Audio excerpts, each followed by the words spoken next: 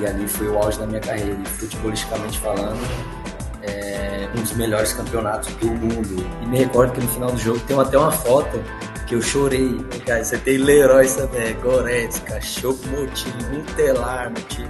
Você vai acontecer. Eu falava pra ele, professor, eu tô sentindo dor, meu tendão, a qualquer momento pode acontecer alguma coisa. E é algo que ninguém quer passar, ninguém quer viver na sua história, na sua carreira. E aconteceu comigo e, cara, foi, eu acho que um dos momentos mais difíceis da minha carreira.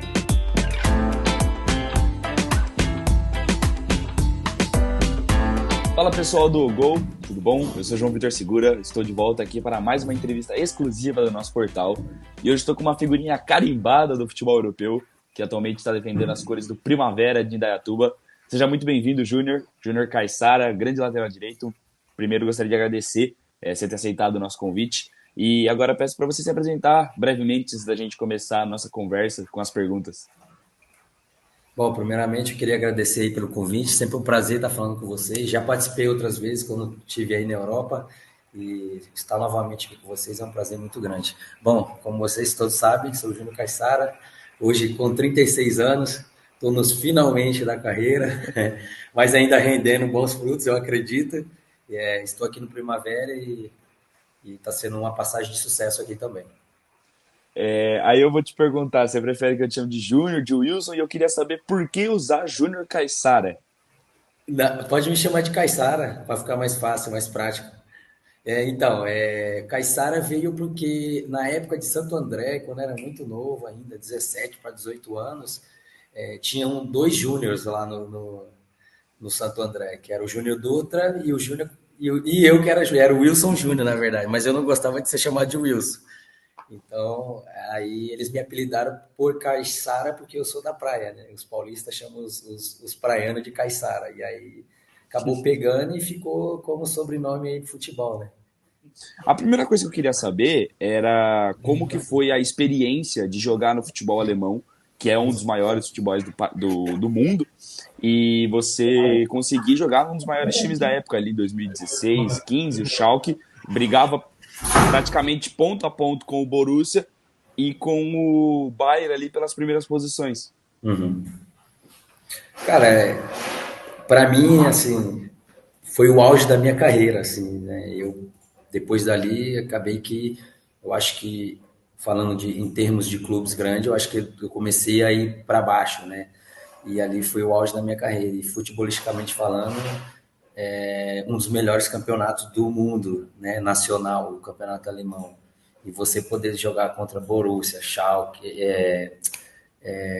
Bayern de Munique, Bayer Leverkusen e outros mais gigantes que tem lá, cara, isso abrilhanta a sua carreira, né? E eu pude ter se feito na minha história. Cara, joguei com grandes jogadores, né? Leroy Sané, Goretzka, Naldo tava lá também, né? O zagueiro. Huntelaar tava lá, Choupo-Moting tava lá, e outros mais que eu não me recordo agora no momento.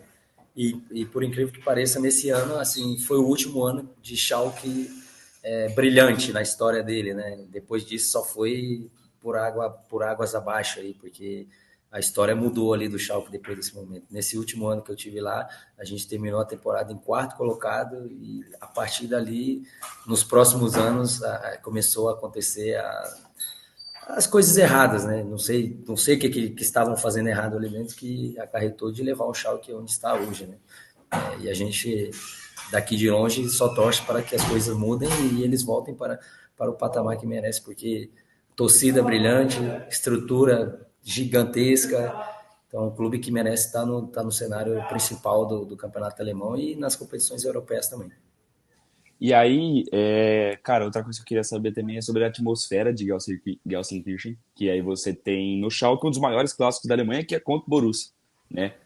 Bem nessa época o Borussia tinha acabado de sair o Lewandowski e o Götze, mas ainda assim era um time forte, depois ali veio o Aubameyang, ainda tinha o Reus, então eu queria saber qual que é a atmosfera desse grande clássico do Joguei, futebol joguei. alemão.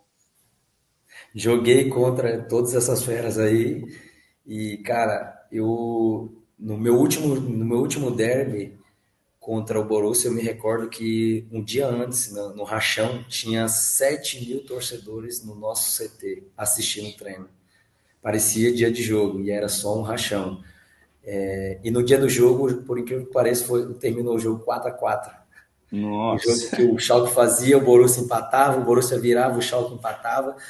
E me recordo que no final do jogo tem até uma foto que eu chorei. E não foi chorar de ter empatado, de estar triste, ou etc. Foi de emoção, o meu emocional foi tão ao extremo que eu chorava e não entendia o porquê. Os jogadores vinham até mim e acharam o que aconteceu, alguém brigou contigo, alguém te bateu. E eu falei, não, eu tô sentindo mesmo o momento do jogo, sei lá, a atmosfera daquilo, porque realmente é algo surreal que eu nunca vivi no futebol. Não sei se viverei novamente. Cara, um dia antes do jogo você vê 5 a 7 mil torcedores na beira do campo e no dia do jogo você vê aquela parede do Borussia atrás do gol, a torcida do Schalke atrás do outro gol fazendo uma linda festa e todo mundo se respeitando dentro ali do esporte, né? E, cara, isso aí foi lindo demais e eu acredito, não tenho certeza, né? Hoje na idade que eu tô, não sei se viverei isso novamente. E foi muito bom a sensação. Você julga, você falou, foi o seu auge na carreira e, tipo assim, nessas experiências, depois você vai jogar na Turquia, enfim, mas a atmosfera da torcida, a maior que se viveu na carreira, foi essa no Schalke? Foi essa e tem uma outra na Turquia também. Nós vamos chegar nesse assunto Nós vamos aí. chegar lá. Mas essa do Borussia, você sabe que o maior derby da Alemanha não é Bayern e Sim, Borussia, Bayern, não sei, é Schalke e Borussia Dortmund. Não tem outro maior derby lá na. Tem lá o Bayer Leverkusen e o Köln, que é o Colônia, né? sim.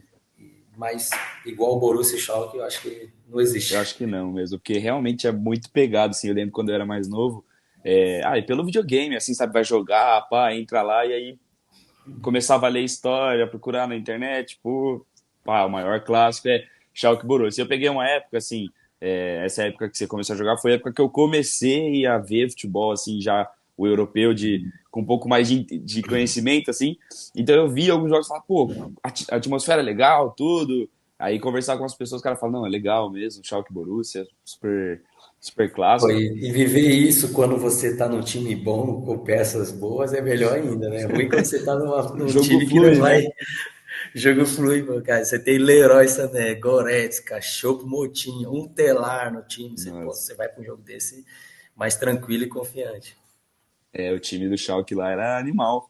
E aí você faz uma Muito temporada forte. muito boa no Schalke, depois sai. Cara, eu queria saber, antes de você sair, você falou que poucos anos depois o Schalke começa a passar por aquele processo de falência, de problemas econômicos. Você chegou a viver alguma época disso? Algum um período disso no Schalke? Não, eu não vivi.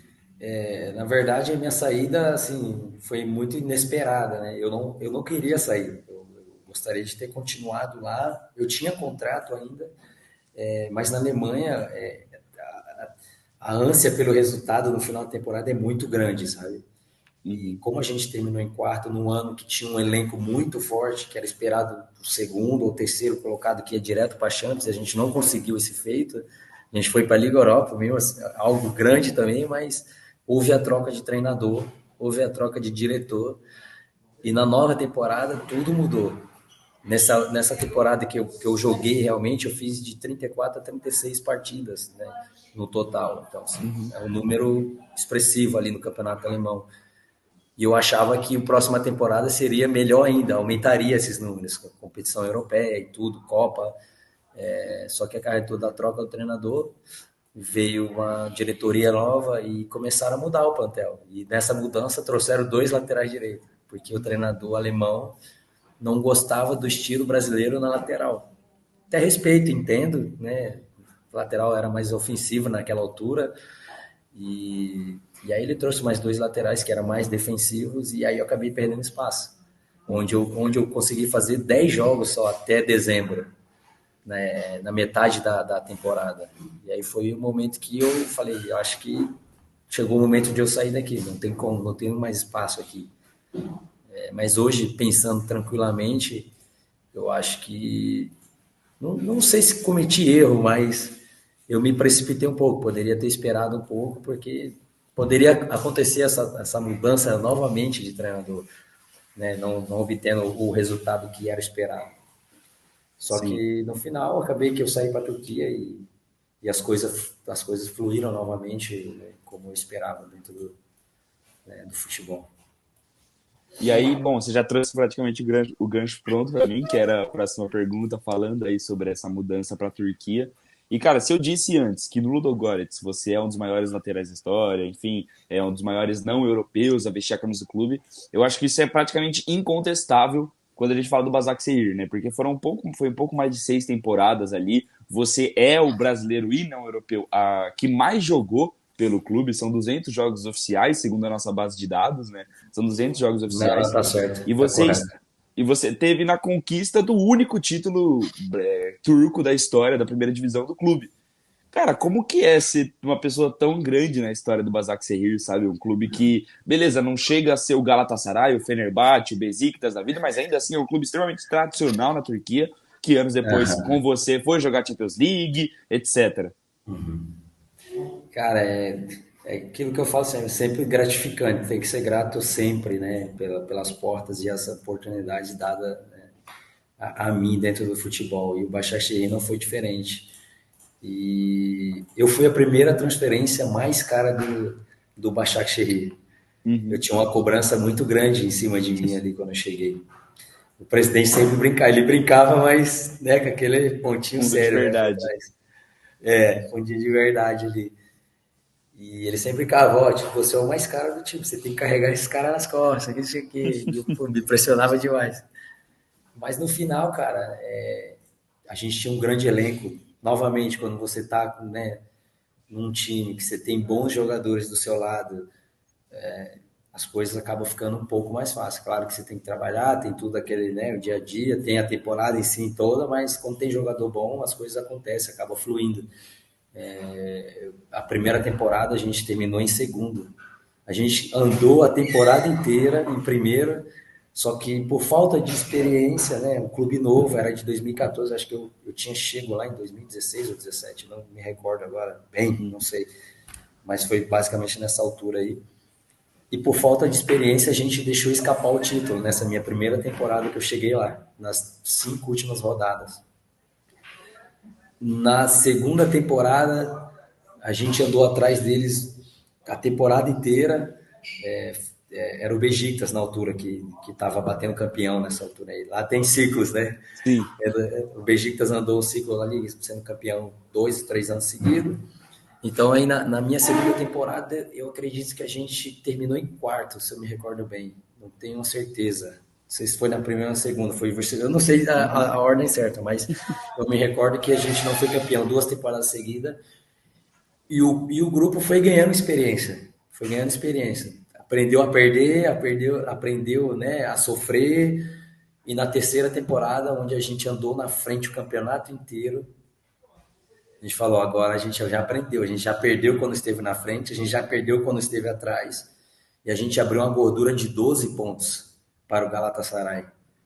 E aí foi onde a experiência de ter jogado duas temporadas juntos, né, permaneceram jogadores, os experientes que chegaram, como posso citar o Gael Clichy,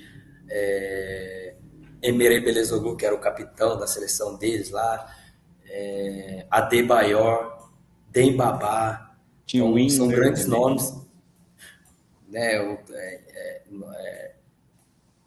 O Winner, o Outros mais que Skirtle. estavam. Teve muita gente. Tem Skirtle, muita Martin gente. Skirtle, muita gente boa no elenco, então, Sim. e experiente também. Então, isso nos ajudou a conquistar esse título, que para muitos era impossível, mas nós ali do Başakşehir já estava acreditando, porque pô, foram 2 temporadas seguidas a gente batendo atrás, na terceira não poderia escapar. E foi o que aconteceu, a gente ganhou de todos os gigantes, Galatasaray, Besiktas, Fenerbahçe, e isso te leva a virar ídolo do clube, né? Acaba que sendo normal, porque é um feito histórico, né? São poucos clubes menores lá na Turquia que vai conseguir fazer isso. Uhum. Eu acho que a única mágoa, né, entre aspas, é por ter conquistado esse título na pandemia. Que a gente falou de toda a atmosfera que você Exatamente, viveu na Alemanha. exatamente. E aí você pega, pô, fez história no clube, primeiro título história, pandemia. Mas eu queria saber assim, a gente sabe na pandemia, beleza, todo mundo tava naquela coisa de ficar em casa, mas eu acho que os torcedores não conseguiram se aguentar, né? Tiveram que ir para as ruas para comemorar o título. Não, a gente acabou comemoramos. De máscara e tudo, e acabou comemorando. E como que foi, cara, esse momento assim, né? Tipo, você Não, falou não dos foi muita jogadores? gente. A verdade não foi muita gente, né? Os familiares. O Baixante Rio é um clube que tem torcida grande. O Uhum. estádio é gigante, estádio com capacidade para 30 mil, mas iam 5 mil torcedores no estádio. É um clube novo, jovem, de 2014, então Sim. assim, acabou que foi aquele pessoal nosso de sempre. É um clube família ali, bem familiar.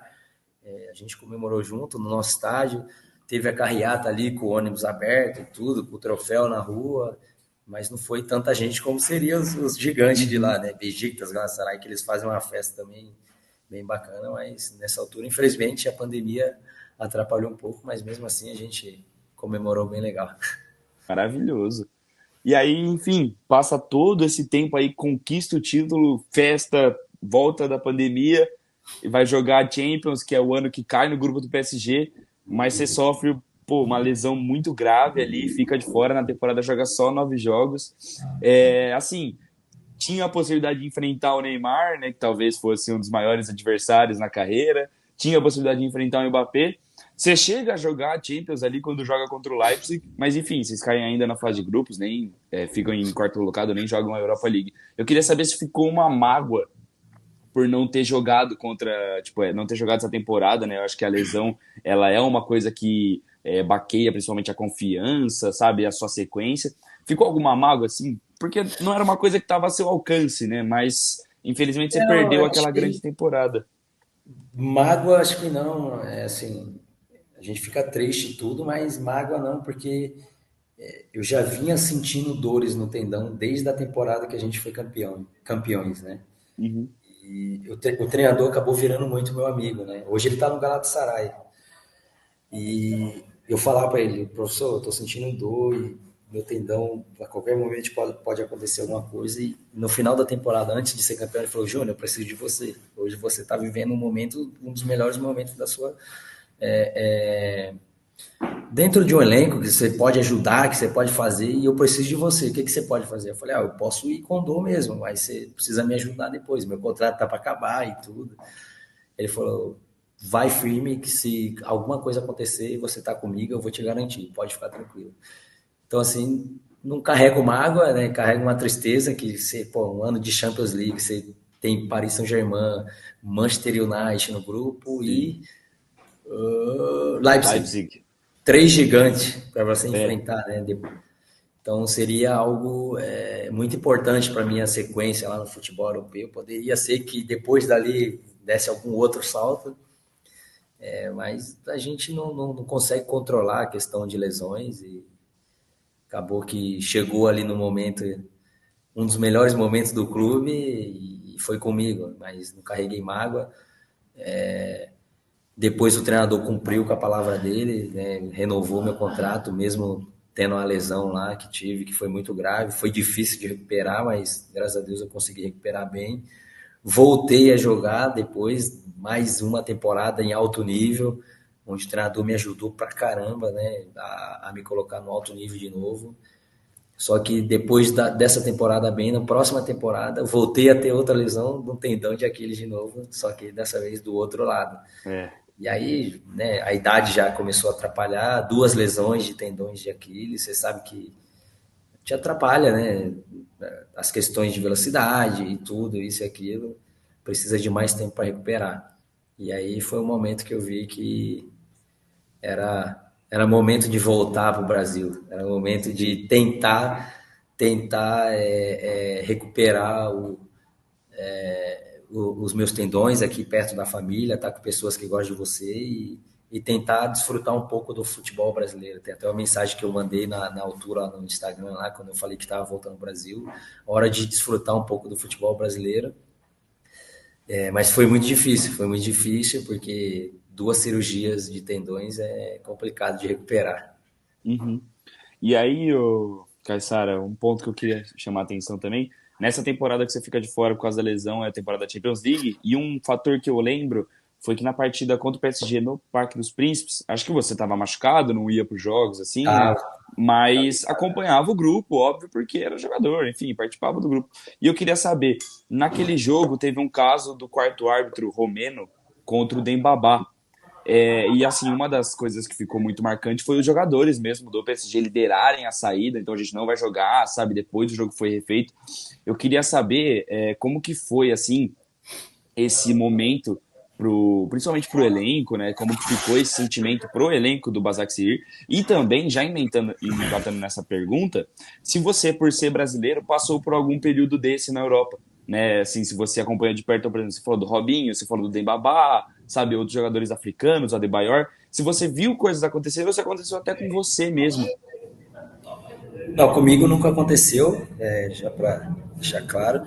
E esse momento que aconteceu não foi nem com o Dembabá, foi com o Ebo, era um auxiliar Isso. técnico nosso. Que o árbitro, o terceiro árbitro, o quarto árbitro, né, estava ali, ele falou: esse negro, esse preto que está aqui sentado, né, que estava estádio vazio, era aquele período de Uhum. pandemia ainda, pós-pandemia, e os auxiliares sentavam na arquibancada atrás do gol, e eles, né, gesticulavam com o jogo, com os árbitros e tudo, e aí aconteceu de ele falar do Ebo que estava na arquibancada e chamar ele de preto, de negro, não sei o que foi a fala exatamente, mas é triste, né, cara? Que isso não foi a primeira vez que aconteceu ali, mas nesse jogo, por incrível que pareça, foi um fato que marcou ali, porque foi numa Champions League, foi o único jogo que parou. Eu recordo que outros casos de racismo nunca teve essa paralisação de jogo, assim, de ter que remarcar o jogo para outro Sim. dia. E pô, a gente só espera que não aconteça em nenhum tipo de jogo com ninguém, né? Porque, meu, isso aí já tá todo mundo cansado de ouvir que é errado, cara. A gente tem que cuidar no que fala do outro, né? Não importa se o cara é preto, se o outro é branco, amarelo, azul, sei lá que cor que é, não importa, né? Não tem que Uhum. importar isso para a sociedade, né? A gente tem que abraçar todos, independente da cor. E, cara, naquele momento ali, todo mundo ficou triste pra caramba.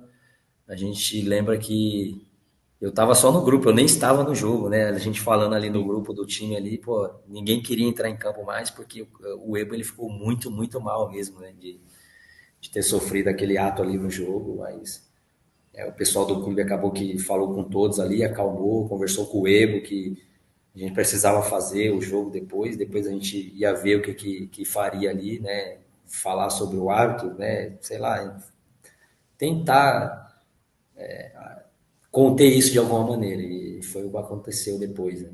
Depois Uhum. pediram desculpa, o Ebo foi reconhecido lá pela FIFA, chamaram ele, recebeu, né? Mas é um caso que já está cansativo, né? E ainda acontece no futebol de hoje em dia. Sim. Então, espero que não aconteça mais. É. Fica essa tristeza, né? Esse sentimento ruim, mas não que isso tenha marcado também todo aquele ano, que foi super especial por voltar a jogar Champions League, sabe? Depois do título. E aí, cara, seguindo ali na trajetória na Turquia, a gente sabe que muitos jogadores brasileiros hoje que estão fora, então a gente vê, por exemplo, nessa janela, agora o Flamengo indo atrás de brasileiros em todos os cantos do mundo. Foi atrás do brasileiro lá do Atlético de Madrid, sabe? Vai atrás de brasileiro que joga lá sei lá, na Rússia, que é o que está acontecendo muito aqui. E naquela época, a gente sabia que a produção de lateral direito do Brasil no futebol brasileiro estava um pouco defasada e muitos times foram atrás de você. Fiquei sabendo também, tipo, dei uma lida sobre investida do Flamengo, do Inter, mas aí já aos 34 anos de 2023 você decide retornar para o Brasil para jogar no Santos, certo? E é aquele ano todo dramático para o Santos, sabe? Você chega no meio do ano, não consegue engatar uma sequência tão boa também, são só 5 jogos pelo Clube Alvinegro, e aí acaba que o campeonato acaba daquela forma melancólica com o rebaixamento.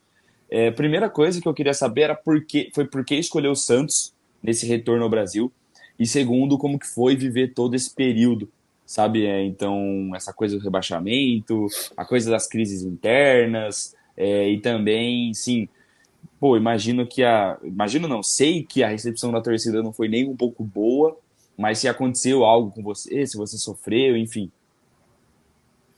Cara, realmente eu tive, né? Primeiramente, eu vou falar do Internacional e Flamengo. O Internacional fez proposta oficial para mim, acabou que o Başakşehir não liberou. 2 anos consecutivos eles fizeram a proposta para voltar para o Brasil e o Başakşehir não liberou, mesmo eu estando lesionado naquela altura. O E Inter você queria. queria que eu viesse, me cuidasse aqui, e eu queria no momento, porque né, depois de uma lesão você sabe que as coisas, você perde tempo dentro do clube, né?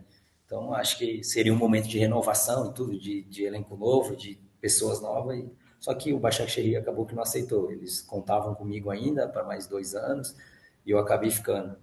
E depois o Flamengo, no ano seguinte, também fez proposta. Fez proposta não, né? Teve a sondagem, teve conversa, assim, não oficial, teve proposta não oficial, conversações e tudo, só que também não andou para frente.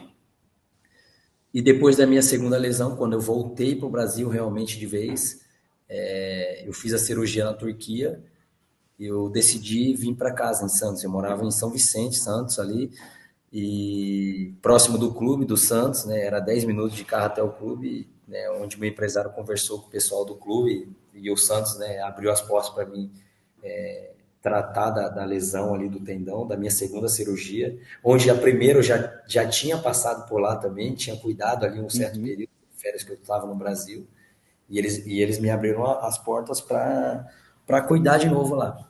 E eu estava ali já no final do, do tratamento, de tudo ali, de fazer transição, essas coisas. E o Santos passava por aquele momento terrível, né, da sua história. Já tinha batido na trave em 3 Paulistões seguidos ali para cair. Nesse ano que eu cheguei lá para tratar, eles também bateram na trave, quase caíram ali, tiveram que salvar nas últimas rodadas. No Brasileiro já estava no meio do ano e eles estavam na zona de rebaixamento todo esse período. E eu estava ali me recuperando, me recuperando, me recuperando. Comecei a fazer transição no campo, correr, fazer trabalho de força e tal e tal. Os laterais, naquele momento, não estavam conseguindo desempenhar, né? Eu costumo falar, os dois laterais eram bons jogadores, muito bons jogadores, que era o Gabriel Inocêncio, que estava no Água Santa, que veio, né, Uhum. comprado pelo Santos, e o João Lucas, que hoje está no Grêmio, se eu não me engano. Isso. Dois laterais de muita força, de muita velocidade, só que, enfim, futebol a gente sabe como que é.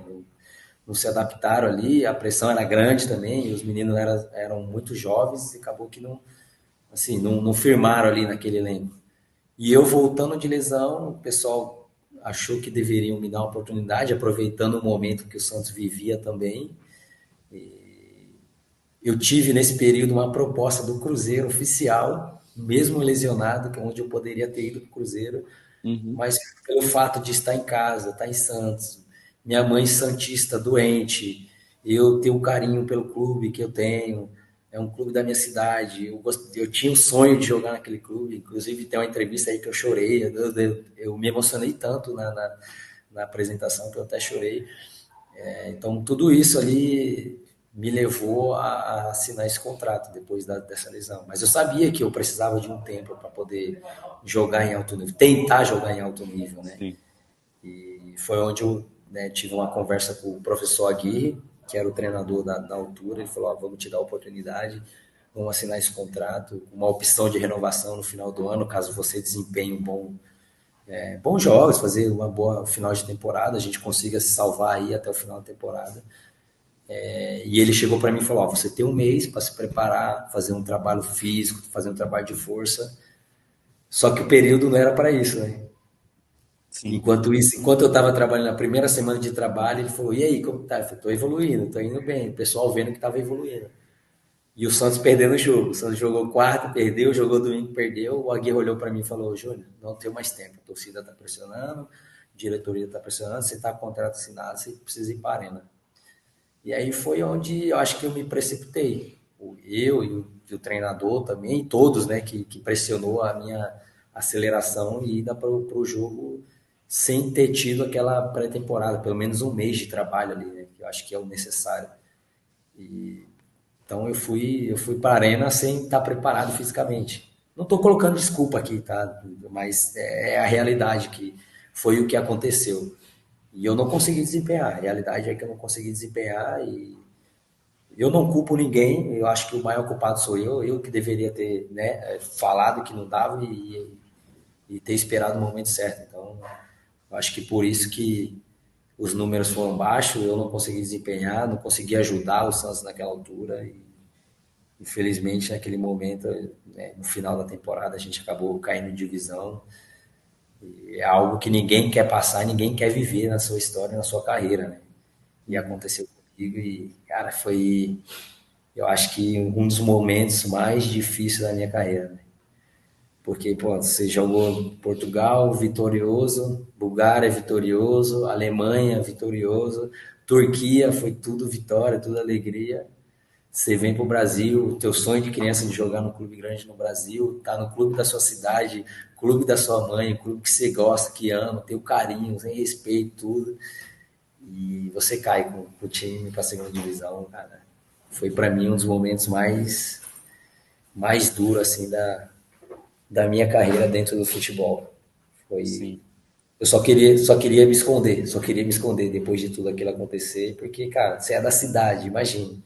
Seus amigos, seus parentes, todo mundo santista. Eu não tinha nem coragem de olhar na cara de ninguém. Eu me isolei na minha casa e eu juro pra você, acho que eu fiquei uns 2 meses ali sem sair de casa. Sofrendo sozinho, minha esposa olhava para mim e falava, não acredito, você viveu tudo que você viveu e hoje você não pode sair. Que isso, cara? Ela tentando ali me levantar e me levar, voltar a fazer as coisas, mas foi duro, foi um momento duro e sei lá, sei nem o que falar nesse momento. Porque ficou marcado, né? Tem uma mancha na carreira, né? Sim. Então, é isso. Até pra voltar a jogar futebol, né? Fica difícil, porque aí depois vem o Santo Você André. fica até com medo, né? Fala, pô, será que eu consigo jogar mesmo? Será que eu sou bom de jogar Sim. futebol? Eu não consegui desempenhar, fiz 5 jogos, e 5 jogos que eu entrava, não era nem 5 jogos que eu terminei jogando 90 minutos, depois de 2 cirurgias, sabe? É. Então você fica com medo, receio, será que eu devo ir? Será que eu vou me arriscar de novo? Sim. Acabei E que. aí, o Eu costumo, Caissara, pode falar, perdão, que você tava terminando. não, eu costumo falar que eu vou falar para minha esposa, acho que eu fiquei com depressão naquele momento. Falo brincando hoje, mas, pô, 2 meses que eu fiquei trancado ali, Uhum. sofrendo sozinho. Um jogo que infelizmente ficou muito marcado naquela campanha foi aquela derrota pro Inter no Beira-Rio, né? O 7-1 que você entra no Pois. intervalo, já tava 4-0 assim, então obviamente não dá pra jogar, falar, nossa, o Caissara é o culpado da derrota, assim, sabe? Acho que é Aham. todo o contexto. E aí, cara, enfim, vocês saem, é óbvio que todo mundo tem a esperança de voltar, porque depois engata a vitória, ganha do Flamengo, né? Chega a ganhar do Palmeiras, sabe? Enfim, ganha dos adversários do título. No final das contas não dá certo, porque cai perdendo pro Fortaleza em casa. Mas quando acaba aquele jogo ali, aquele 7-1, imagino que o vestiário devia estar devastado e. Enfim, queria que você me Cara, contasse sobre o ambiente aquele dia. cara, é o que você falou, você ganhava jogos que ninguém esperava. A gente conseguiu fazer o mais difícil, que era sair da zona do rebaixamento e depender só de nós mesmos ali no final do campeonato. E acaba que Sim, a gente fez o mais difícil. A gente fez o que era melhor ter ficado o ano inteiro na zona e sair na última rodada, sabe? E teve esse momento do 7-1. Se tu pegar para ver, todos os jogos que eu entrei no Santos foram jogos que estavam com resultado atrás. Não sei sim. se pela experiência o treinador achava que eu poderia mudar o jogo ou se foi trairagem mesmo, sabe? Para me botar para fuder mesmo de vez. Eu até peço desculpa pela palavra, mas Não, fica tranquilo. esse é o sentimento que vem no momento. E depois daquele 7-1, cara, eu me recordo bem do vestiário, todo mundo triste, jogador chorando. Porque assim, é um baque, né? Você tá remando para sair daquela situação e você tá, acho que, se eu não me recordo, se eu me lembro bem, eu tava 1 ponto fora da zona e a gente toma aquele 7-1 com a possibilidade de entrar de novo na zona do rebaixamento. Então passa meio que um filme na cabeça, meu Deus. Será que foi um sinal isso, tomar esse 7-1? Será que agora acabou de vez? Só que, pô, eu, um dos mais experientes no vestiário, né, foi um dos que falei ali naquele momento, rapaziada, que aconteceu aqui já aconteceu. A gente não me recordo quantos jogos tinha pela frente. Eu falei o número de jogos, a gente tem mais alguns jogos pela frente que a gente sabe o que não deve fazer para tentar salvar o clube dessa situação. E eu tentei ser firme ali naquela hora, mas por dentro ali, muito magoado, muito triste. Que ninguém quer perder 7-1, né, cara? Sim. Um resultado que machuca qualquer jogador. E ainda mais se você está não defendendo uma camisa tão gigante que é a do Santos. Né? E tomar de Uhum. 7-1 é duro, é outro golpe muito duro que você toma aí dentro do futebol, mas assim, infelizmente a gente tem que estar preparado para todas as situações, né? E tentar reverter da melhor maneira. E foi o que eu tentei fazer ali no final do jogo. Né? Porque não adianta estar todo mundo de cabeça para baixo sabendo que tem mais, vamos supor que naquela altura tinha mais 5 rodadas pela frente para fazer. Então, o Sim. que a gente tinha que fazer era levantar a cabeça, tentar recuperar o que tinha para recuperar, trabalhar na semana, que domingo já tinha jogo, na outra quarta tinha mais outro, e não tinha o que fazer. Era o momento que estava vivendo. Uhum. É. Só tive que tentar ali ajudar naquele momento. Ser forte, né? Também todo esse negócio que você Ser forte, falou, o não tem, clube não do tem o que fazer. coração. Nessa situação, cara, é complicado.